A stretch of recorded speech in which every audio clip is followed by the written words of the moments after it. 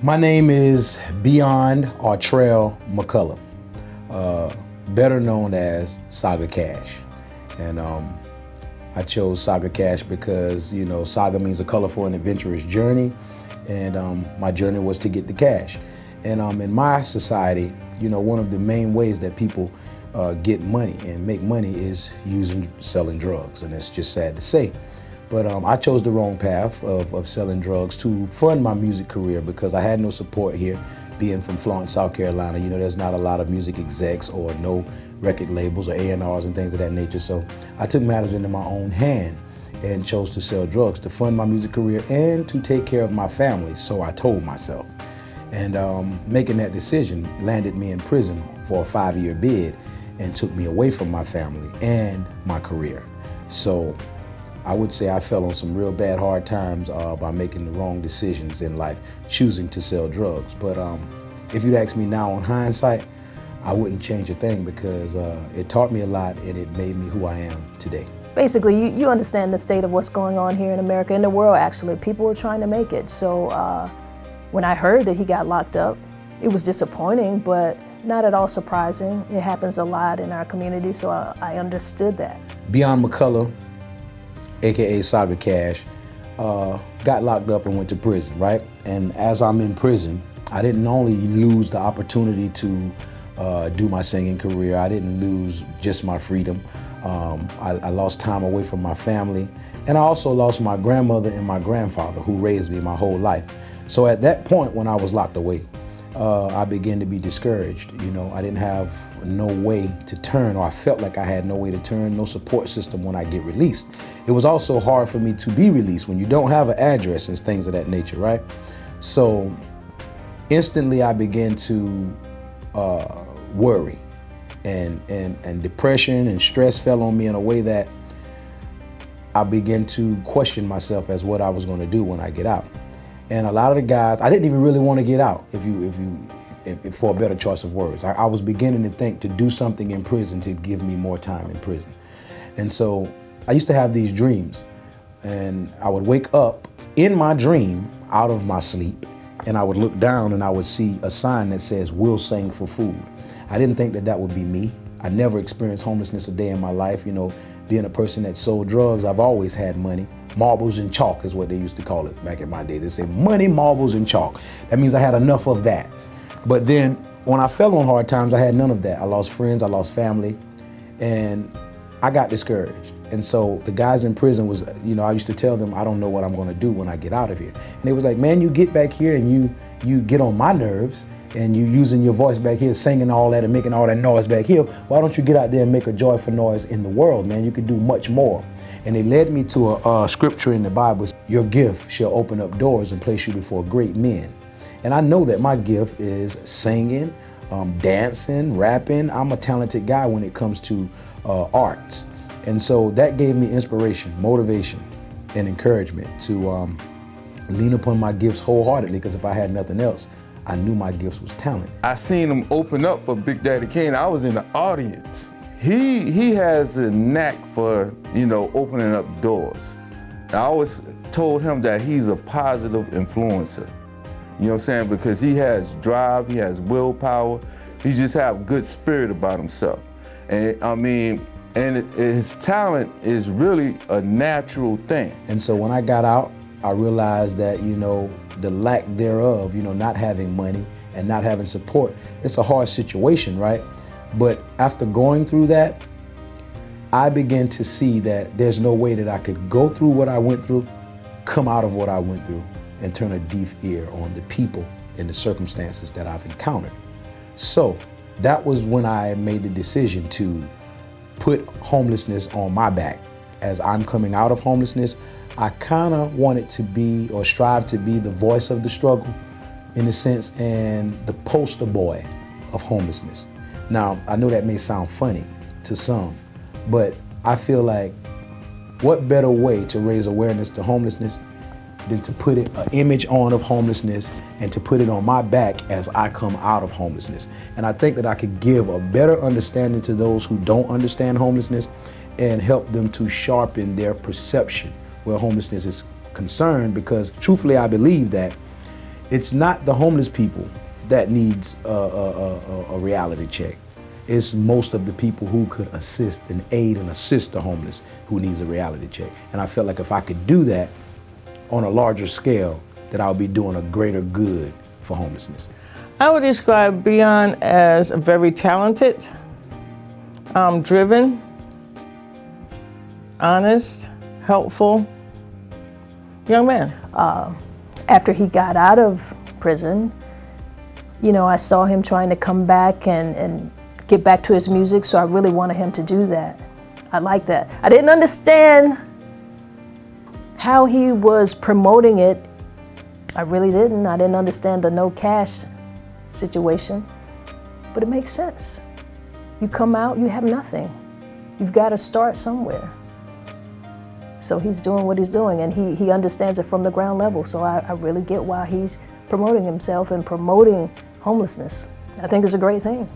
I just simply said I got no cash. I need to embrace that. I want to be honest and open with the people about my living statuses as far as being homelessness. So what better name to have than No Cash? I put the broke homie on it because I wanted people to see that I was their family, you know. I wanted to bring them up close and personal with me. So the broke homie No Cash was my name. And I wore that with dignity. You know, when I wear these clothes, I don't wear this to make fun of homelessness or to exploit homelessness. I began to show people that it's so much not about your attire. So I kept asking Beyond, you know, what it felt like to be homeless, and he would answer my questions as best as he could, but then he said, you know what, man, the only way you're gonna know how to be homeless is to be homeless. And that's really kind of how it took shape for us to live homeless together for a week, is we both concluded that that was the only way that you're gonna know what it feels like to be in that situation.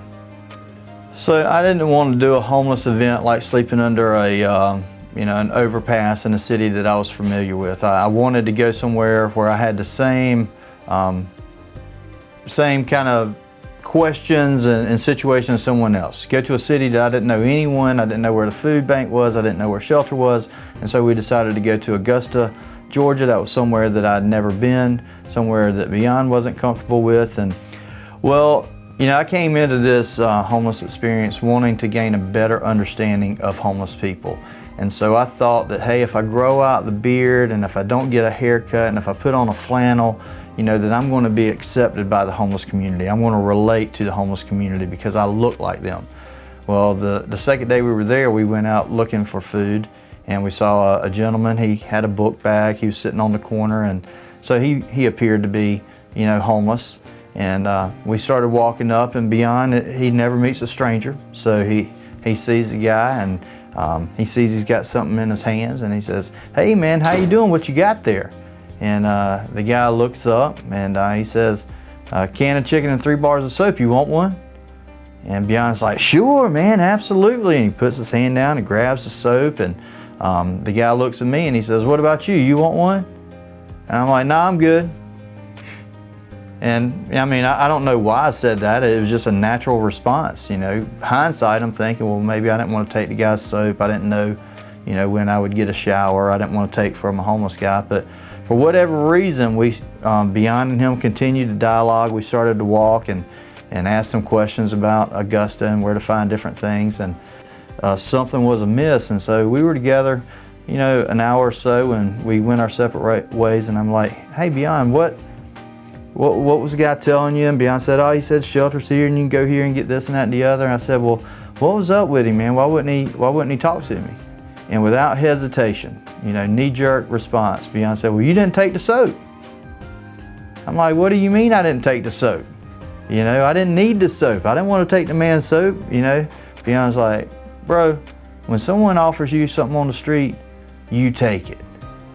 You don't refuse anything that someone offers you. Why do you think that man was sitting on that corner with that soap in his hand? He was waiting for somebody to come by so he could bless them with soap, and you robbed him of his blessing. And it was like a kick in the gut. I realized at that moment that I don't understand the true nature of homeless people. Because here I'm sitting here thinking that I'm taking something from somebody, you know, or I'm hurting him by taking something from him, but I hurt him because I didn't take it. I said, your gift isn't good enough for me. I'm different than you. I don't need what you have to offer. And he read me like a book. He might have, I might look homeless. He might have thought I was a new homeless guy or something, but he knew something was off. Because if I was truly in the mindset of a homeless person, I would have received his gift. And then when they went to Augusta to be homeless, I followed it every day because I thought that was an amazing thing to do. I was plugged in, to that event. And so I started following him on his Facebook page. And KNOWCASH is very animated. But now we have the internet. So you have the opportunity to be in a lot of people's faces now. Society would say that Beyond would be back on the street selling drugs. Society would say that Beyond would be back in jail. Society would say that he's not going to make the changes that he needs to make to get himself in an independent situation. But yet he's doing it. But he's doing it with his talents. He's doing it with purpose. Beyond's been homeless a lot longer than he probably would have been if his purpose wouldn't have been in place. His purpose is to bring awareness to homelessness. I mean, the kids really like him. When I go over that way when they have the celebration every year for his grandmother, there's a lot of kids, there's probably more kids there than adults actually.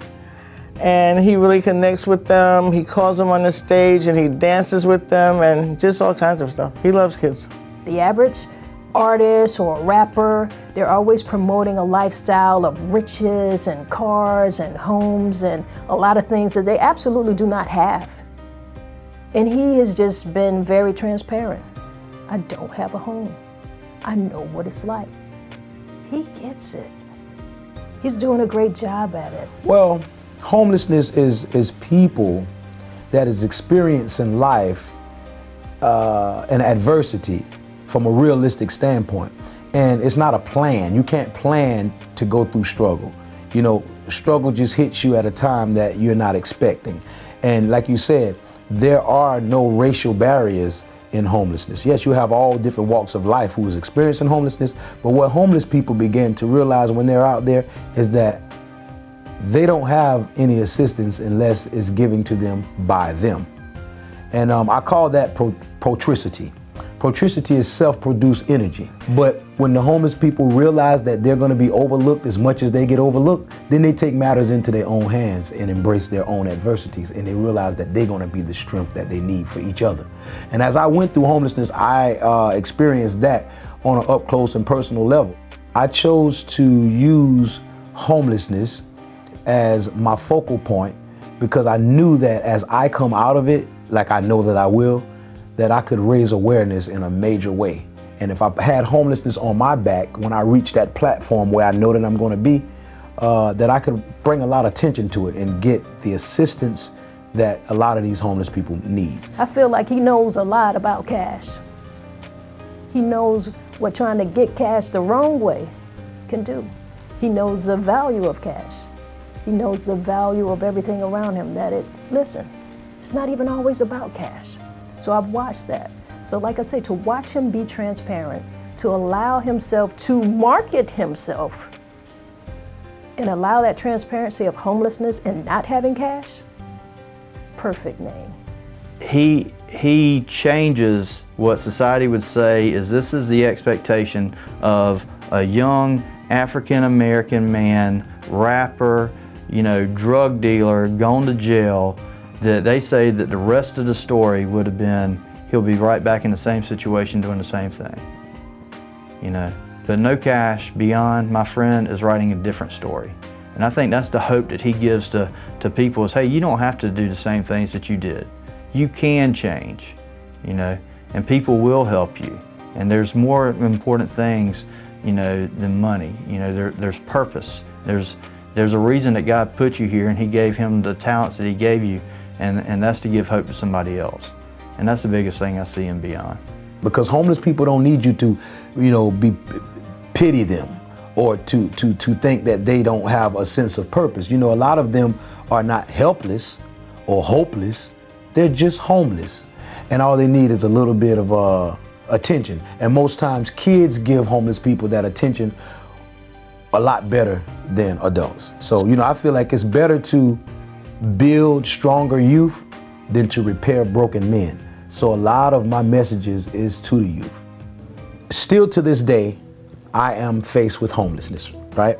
And a lot of people look at my YouTube channel and they see over 206,000 subscribers in less than 5 years.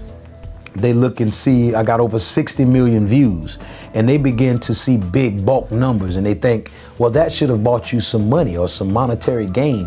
Why are you still homeless? Why are you still running with the raising awareness thing when you don't have to?